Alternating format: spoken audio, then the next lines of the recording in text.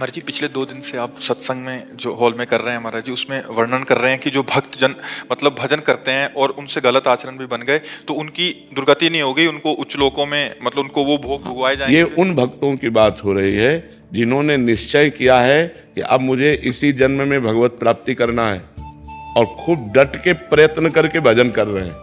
हाँ, पर उनका कुसंग हो गया और वो भ्रष्ट हो गए। वो जितेंद्री नहीं है, वो मनोनिग्रही नहीं है, वो मन पर विजय प्राप्त नहीं कर पाए, अब वो भ्रष्ट हो गए। अब भ्रष्ट का मतलब है लगातार भ्रष्ट हो थोड़ी है। अब वो भ्रष्ट हो गए, प्रयासरत थे भजन में, उनका लक्ष्य था भगवत प्राप्ति और शरीर पूरा हो गया, भगवान के दर्शन नहीं हो पाए, भगवत प्राप्ति नहीं हुई, तत्वबोध नहीं हुआ, तो उस भ्रष्ट का क्या गति होगी? भगवान श्री कृष्ण से अर्जुन जी ने पूछा कि उस भ्रष्ट की क्या गति होगी? तो भगवान ने बताया कि ऐसे जो भ्रष्ट होते हैं वो नरक तो जा नहीं सकते, क्योंकि भगवान का नाम जप करते थे, भगवान के मार्ग में थे, भगवान के आश्रित थे, वो नर्क नहीं जा सकते। अच्छा, उनका पतन नहीं हो सकता, क्योंकि जैसे आपने 500 नाम जप किया तो आपके 500 नाम तो स्टॉक में जमा है। अब आप भ्रष्ट हो गए, गलत आचरण किए, तो उसका आपको दंड मिलेगा, लेकिन वो दंड खत्म होते ही आप 500 भजन से ऊपर चलेंगे, 499 नहीं, पूरे 500 भजन से ऊपर आपकी गति होगी। तो अब जैसे उनका शरीर छूटा तो उनको पुण्यवान के लोकों में ले जाया जाता है, स्वर्ग आदि लोकों में। स्वर्ग आदि लोकों में जैसे वो स्त्री से भ्रष्ट हुए या जिससे भ्रष्ट हुए, वो सारे भोग उनको दिए जाते हैं। ये उनका पुण्य क्षय नहीं होगा। जैसे यज्ञ करके कोई स्वर्ग जाए, दान पुण्य करके स्वर्ग जाए, तीर्थ यातन करके स्वर्ग जाए, तो उनका पुण्य क्षय होगा और वो पुण्य क्षय होने के बाद मृत्यु लोक में फिर पुनः अशुभ गति को भी प्राप्त हो सकते हैं। लेकिन वो भजन करने वाले का भजन तो स्टॉक में जमा है और उसका जैसे वीआईपी स्वागत हो, ऐसे स्वर्ग आदि लोकों में जिन भोगों के कारण भ्रष्ट हुआ है उन भोगों की बाहुल्यता उसको होगी, और जब उसकी उन भोगों में अरुचि हो जाएगी तब उसका जन्म होगा। श्रीमान, कुलवान, धनवान, राज वैभव संपन्न, भोग संपन्न, और वहां जन्म लेकर के उसको ऐसा वातावरण मिलेगा भक्ति का, वैराग्य का, कि पूर्व का जो साधन है वो उन्हें उन भोगों में लगने नहीं देगा। उन भोगों के बीच में रहते हुए भी उसको वैराग्य होगा। अब उसका वैराग्य इतने जोर का होगा कि जब कभी आकर्षण किसी भोग का हुआ तो वो सोचेगा कि मैं तो अपना इतना वैभव छोड़कर आ रहा हूँ, इतना भोग छोड़कर आ रहा हूँ, अब मैं भोग नहीं भोगूंगा। और वो डट करके जहाँ से उसका भजन रुका था वहाँ से भजन उसका चालू होगा और वो प्रयास करके इसी जन्म में भगवत प्राप्ति कर लेगा। अगर कहीं फिर चूक हो जाती है तो फिर उसको वही गति प्राप्त होगी, वो स्वर्ग आदि लोगों को भोग करके वो मतलब पतन नहीं हो सकता। महाराज जी, फिर तो थोड़ा भी भजन करने वाले का पतन नहीं नहीं, मतलब बिल्कुल। हाँ, इसीलिए तो हम सबको प्रार्थना करते हैं, नाम जप करो, नाम जप करो, कैसे भी करो, भाव से करो, कुभाव से करो, जैसे भी करो। मानो आप बुरी आदत नहीं छोड़ पा रहे तो भली आदत पकड़ लो ना, तो कम से कम तुम्हारे पास बुराई के साथ साथ बहुत बड़ा भजन भी तो है जो तुम्हारी हर जगह रक्षा कर लेगा, तुम्हारी बुराइयों का नाश करके ये तुम्हें उन्नति प्रदान करेगा।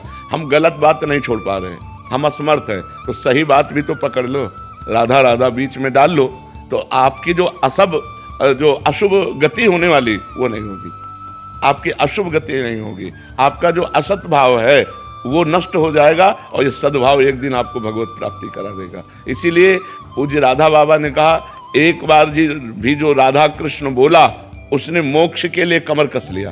एक बार भी राधा कृष्ण बोला तो उसने मानो मोक्ष के लिए कमर कस लिया। अब एक बार राधा कृष्ण जो बोला तो उसका पतन नहीं हो सकता, वो नरक नहीं जा सकता, क्योंकि भगवान का नाम उसके पास। जी, तो बहुत बड़ी बात है, शब्दों में तो छोटी लगी। हाँ, तो इसीलिए तो, पर सबकी रति कहाँ होती है? इसीलिए कहा गया है कि भगवान जब कृपा करते हैं तो संत संग देते हैं, क्योंकि संत संग से भगवान के नाम रूप लीला धाम में आसक्ति हो जाती है। बिना सत्संग के नाम जप होगा ही नहीं। तो अगर नाम थोड़ा भी जप लिया तो मंगलमय हो जाएगा, उसका पतन नहीं होगा, वो कभी अधोगति को प्राप्त। नामे भक्ता प्रणश्यति अपिचेत सुदुराचारो भजते माम अनन्य भाग साधुरेव समन्तव्य सम्यक व्यवसिता ऐसा। सुदुराचारो माने होता सांगोपांग दुराचार करने वाला, भरपूर दुराचार करने वाला। अपि चेत सुदुराचारो, बहुत भारी पापी आदमी, अब उसको सत्संग मिल गया और उसने सुना कि मैंने तो बहुत पाप किए और पाप कर रहा हूं, मेरा कल्याण कैसे हो सकता है? एकमात्र भगवान ही है जो हमारा कल्याण कर सकते हैं। तो सम्यक व्यवसिता ऐसा उसने अपनी बुद्धि में बैठा लिया कि मैं नीच हूं, पापी हूं, पापाचरण हो रहा है, पर मैं भगवान की शरण में हूँ, अब भगवान ही मेरा उद्धार करेंगे। और कृष्ण कृष्ण कृष्ण कृष्ण, राधा राधा राधा, और पाप कर रहा है, वर्तमान में पाप कर रहा है, तो भी उसकी दुर्गति नहीं होगी। भगवान कह रहे हैं उसे साधु मानो, मैं उसको साधु बनाऊंगा। करो सद्य ते साधु समाना, अपिचेत सुदुराचारो भजते माम अनन्य भाग, साधुर्य समंतव्य, उसे साधु मानो क्योंकि अब मैं बनाऊंगा साधु। क्षिप्रम भवति धर्मात्मा, अब मैं उसे शीघ्र धर्मात्मा। और भगवान जिसे साधु बनाना चाहे वो असाधु रह कैसे सकता है? तो दुराचारी हो करके भी यदि वो भगवान का आश्रय लेकर नाम जप करता है तो वो नरक नहीं जाएगा, वो भगवान की प्राप्ति के मार्ग में जहां से गिरा है उन भोगों को स्वर्ग आदि लोकों में भोगेगा। जो बड़े बड़े पुण्यात्माओं के लिए दुर्लभ वस्तु है वो उस भजनानंदी को भोगने को मिलेगा, और फिर बड़े पवित्र कुलों में, राज वैभव कुलों में उसका जन्म होगा। कोई साधारण नहीं, क्योंकि नाम जप उसने किया है, इसलिए नाम जप अवश्य करना चाहिए। महाराज जी ये तो हो गया कि वो भजन कर रहा है, फिर वो अपने उससे जाएगा। महाराज जी एक शरणागति का मार्ग आप बिल्कुल साथ साथ में चलाते हैं, तो महाराज जी शरणागति का इसमें सिद्धांत क्या रहेगा? उसमें तो प्रभु खुद बचाते हैं, आप कहते हैं कि उसको, तो महाराज जी वो मार्ग इसमें शरणागति में जब हम भगवान की शरण में होते हैं तो जहां हमें भ्रष्ट होना होता है वहां भगवान कहते करो सदा तिनके रखवारी, जिमि बालक राखे मातारी। अगर अभिमान है भगवान की शरणागति होने के बाद भी तो गिरना पड़ेगा, नहीं तो भगवान बचा लेंगे। और भगवान का शरणागत अगर गिर भी जाता है तो इसी जन्म में उसको इतना कष्ट दिया जाएगा कि उसके पाप का मार्जन हो जाएगा, और अंत में भगवान उसकी स्मृति बनेंगे, और उसको ये सब अगला जन्म नहीं होगा, स्वर्ग नहीं जाएगा, वो इसी जन्म में भगवान को प्राप्त। भगवान उसके अहंकार का भी नाश करने का विधान करते हैं। हाँ करेंगे, जरूर कर, क्योंकि वो तो ऐसा ही है ना। हाँ, भगवान उसके अहंकार का विनाश करेंगे, और उसको ये नहीं सोचना चाहिए कि भगवान ने हमारी रक्षा क्यों नहीं की, क्योंकि तुम्हारा अहंकार जो है उसका नाश करने के लिए कि तुम कुछ नहीं हो। जब ये समझ में आ जाए मैं कुछ नहीं हूं, और हे नाथ केवल, तो भगवान केवल इस संबंध से कल्याण कर देंगे।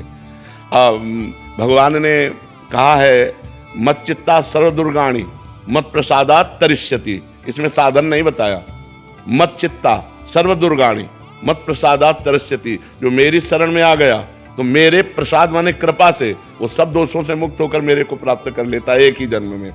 भगवान की शरण होकर भगवान का भजन कर रहा है, अगर कहीं गिरने के चांस आए तो भगवान उसकी रक्षा करते हैं। अगर रक्षा नहीं की तो तुम्हारे अहंकार का नाश होने के लिए वो भगवान लीला करेंगे, पर ज्यादा दिन वो लीला टिकेगी नहीं मायामयी, वो तुरंत निकल करके फिर परमार्थ में चलेगा और भगवान को प्राप्त। क्षमा कीजिएगा महाराज जी, पर ये मार्ग और ज्यादा आसान। हाँ, तभी तो शरणागति दुर्लभ वस्तु है। शरणागति हृदय से हो जाए तो निहाल हो जाए। मत चित्तान, भगवान कह रहे मत चित्ता, मत चित्ता, मेरे में चित्त लगाने वाला, बस भगवान आप ही मेरे, हमारे में तो कोई ना मैं इंद्रिय विजयी हूँ ना मन विजयी हूँ। हे नाथ आप ही मेरा कल्याण करो, हे पतित पावन प्रभु आप देख लो। ऐसे भक्त का कभी नामे भक्ता प्रणश्यति, ऐसे भक्त का नाश नहीं होता। भगवान कहते मत चित्ता सर्वदुर्गाणि मत प्रसादात तरिष्यति, मेरे में चित्त लगाने के कारण सारे दोषों का मैं नाश कर देता हूं, और मत प्रसादात तरिष्यति, मेरी कृपा से वो मुक्ति को प्राप्त हो जाता है। मेरी कृपा से वो एक जन्म में ही भगवत प्राप्त। भगवान सब कुछ कर सकते, कर्तुम अकर्तुम अन्यथा कर्तुम, एक है साधन पक्ष और एक है कृपा पक्ष। तो जो भगवान की शरण में कृपा पक्ष से है वो साधन करते हुए भी अगर कहीं लड़खड़ा जाता है तो उसके दोषों को प्रभु मानते ही नहीं। जन अवगुण प्रभु मान न काऊ, दीन बंधु अति मृदुल स्वभाव, उसके दोषों को मानते नहीं, दोष है उसका कल्याण कर देते। मत प्रसादात तरिष्यति, मेरी कृपा से वो पार हो। महाराज जी एक और समाधान चाहिए। महाराज जी साधन पक्ष भी देते हैं प्रभु और कृपा पक्ष भी देते हैं। महाराज जी कृपा पक्ष किनको देते हैं महाराज जी? जो सत्संग में, साधु महात्माओं के सत्संग में अपने को अनाधिकारी समझ पाए कि मैं तो नहीं मन को जीत पाऊंगा, इंद्रियों को भी नहीं जीत पाऊंगा, पर भगवान को तो प्राप्त ही करना है, तो हे भगवान मैं आपकी शरण में हूँ, मैं जैसा भी हूँ, हे पतित पावन, हे भक्त जन रंजन, जैसा भी हूँ नाथ मैं आपका हूँ। अब आप देख लो, आपको जो कराना है हमसे करा लो, भजन कराना है भजन करा लो, जितेंद्रियता जैसे आप चाहो वैसे चला लो प्रभु, मेरे बस में नहीं, मैं तो सिर्फ आपकी, हे नाथ मैं आपकी शरण में हूँ। अंदर से जो बार बार भगवान की वो शरणागति, और जिसका अच्छा ऐसे से ऐसा ऐसे से ऐसा वो हर साधन को पकड़ता हुआ चल रहा है, वो भी भगवान का कृपा पात्र है, क्योंकि साधन पकड़ रहा है पर उसमें कुछ अहम है, उसमें अपनी बुद्धि का भरोसा है, और उसमें बुद्धि का, जैसे शरणागति के दो प्रकार बताए, एक बिल्ली के बच्चा की शरणागति और एक बंदरिया के बच्चा की शरणागति। बंदरिया के बच्चा की शरणागति विवेकवान, साधन संपन्न, उसको इशारा भगवान देंगे कि भ्रष्ट होने का अवसर आ रहा है। जैसे बंदरिया अपने बच्चे को इशारा देती जब छलांग लगाना होता है, ऐसे करेगी तो कस के पकड़ ले। अब वो छलांग मारी, अगर कस के ना पकड़े गिरे तो गिर जाए। वो इशारा देगी कि मैं छलांग मार रही हूं, जरा सा ऐसे बच्चे को संभालेगी, बच्चा समझ जाता है कि अभी छलांग लगाने वाली है और कस के पकड़ लेता है। ऐसे ही भगवान इशारा देंगे कि माया का आक्रमण होने वाला है, तुम्हारे सामने प्रश्न आने वाला है, तुम सावधान विवेकवान हो, इसलिए अपने आप को पकड़ करके बचाओ, साधन को पकड़ लो कस के। और लेकिन जो बिलैया के बच्चा की शरणागति है वो ऐसे तुम्हें ले जाना है जहां ले जाओ, हमें झटका वटका से कोई मतलब नहीं है, इशारा दे मैं हूं, चुप हो जाता है। अब वो बिलैया क्या करती है, अपने मुंह में दबा के ले जाती है। जिन दांतों से चूहों को मारती है उन्हीं दांत, वही मुंह में दांत है, लेकिन इतनी सेफ्टी से उस बच्चे को पकड़ती है, जहां उसको ले जाना होता है स्वयं ले जाती है। ऐसे ये अजात पक्षायु मातरम खगा, ये बहुत सुंदर मार्ग है। जैसे जिस पक्षी के बच्चे के अभी पंख नहीं निकले, घोंसले में बैठे केवल माँ की बाट जो होता रहता है, ऐसे जो केवल भगवान की कृपा की बाट जो होते हुए भगवान का सुमिरन करता रहता है, ऐसे भक्त का निश्चित इसी जन्म में कल्याण हो जाता है। हेलो दोस्तों, अगर हमारा वीडियो आपको अच्छा लगा हो तो वीडियो को लाइक और चैनल को सब्सक्राइब जरूर करें।